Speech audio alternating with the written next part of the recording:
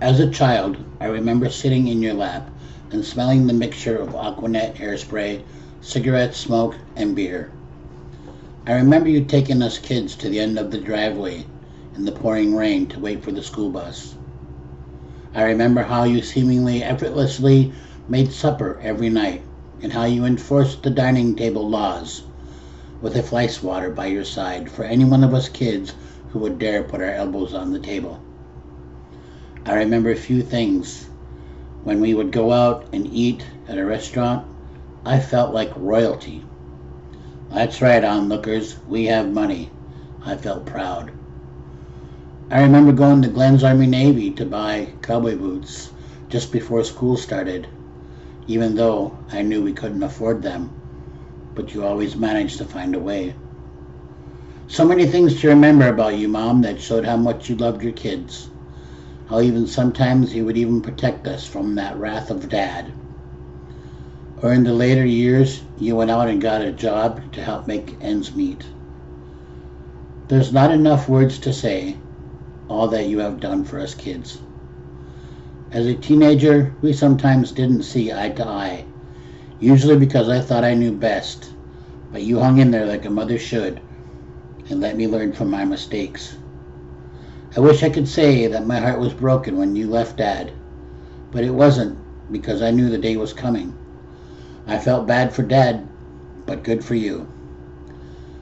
When you married one of Dad's best friends, I was kind of shocked, but got over it quickly. When I was 14 or so, we all went to a new church where we learned about who Jesus really was. Though I don't remember if we all gave our lives to Jesus at that time, but I do know that we all eventually did. Jesus' love for us changed us all over the years. And the best part of that is that our sins are forgiven. As life moved on, I saw the love for God growing in your life, and that gave me joy. Even though we didn't live a sinless life at times, we still had the love of God in our hearts to help others in need. Whenever one of us kids were down and out, financially or spiritually, you were always there to help us out. I miss you, Mom, more than my heart will admit, but I have a great peace knowing that someday I will get to see you again because of your life in Jesus.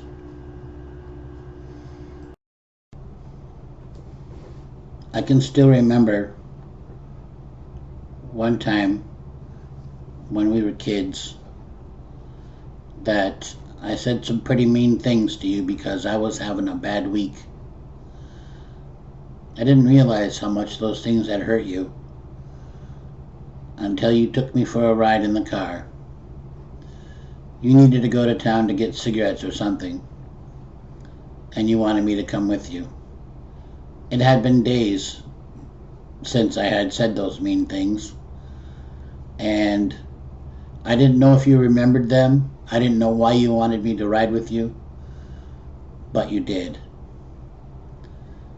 As we left the house driving down the road to go to the store, you told me, you said, "Son, I remember those things that you told me the other day,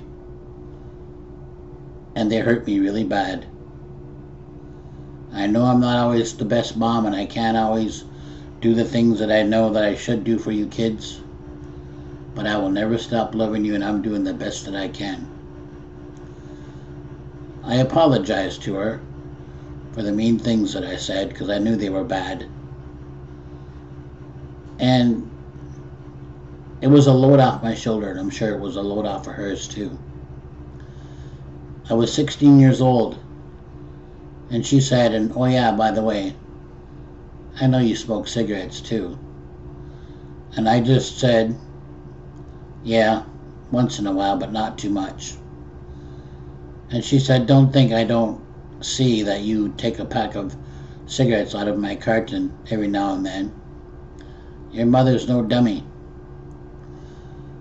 And I said, "You're right, Mom." And she said, "I don't care if you smoke cigarettes. If you want to smoke in front of me, that's your business. I'd rather you smoke in front of me than behind me because I don't want you to think you're hiding something that I know you're doing. She said, I don't know how well your father will take it, but I don't care because I love you. I never knew that you almost died at birth. Cindy told me that the doctor had said you wouldn't live till morning. Well, I guess you'd fooled them all. You started out tough, and you were always tough.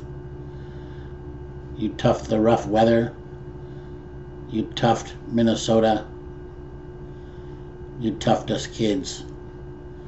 You taught us how to work hard and taught us how to love God. Made us go to Sunday school. And for that we thank you.